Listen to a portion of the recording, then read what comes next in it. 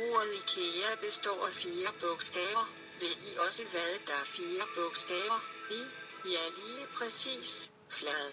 Der er 1 vokal i flad, og der er 3 vokaler i IKEA. Hvad er 3 plus 1? Det giver 4. Hvad er 4 minus 1? Det er 3. Der er 3 sider i en trekant. Mistænkeligt. IKEA er svensk. Der bor cirka 10 millioner mennesker i Sverige. Det er cirka dobbelt så mange som i Danmark. Danmark er kendt for Lego.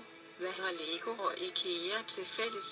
Ja, du har helt ret. Begge ord består af 4 bogstaver. Nu begynder det at blive interessant. En firkant har 4 kanter.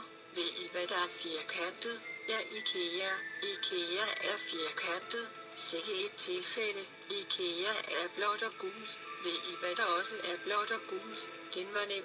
Sveriges flag. Hvad har de i Sverige? IKEA. Jeg tror det var nok bevis, men lad os lige regne lidt. Zlatan Ibrahimovic kommer fra Sverige. Han spiller i trøje nummer 10. Hvad rimer på 10? Pi selvfølgelig. Hvad er pi? 3,14. Hvad nu hvis man ganger 3 med pi, og så deler det igen med pi? Hvad får man så? Ja, 3. Og det er 3 sider på en trekant. Nu tror jeg alle har forstået det, men der er et sidste bevis. Hvad koster 10 kødboller? Det koster 29 kroner. Hvad er 29 delt med 29? Ja, det er 1. Hvor mange øjne er det i trekanten?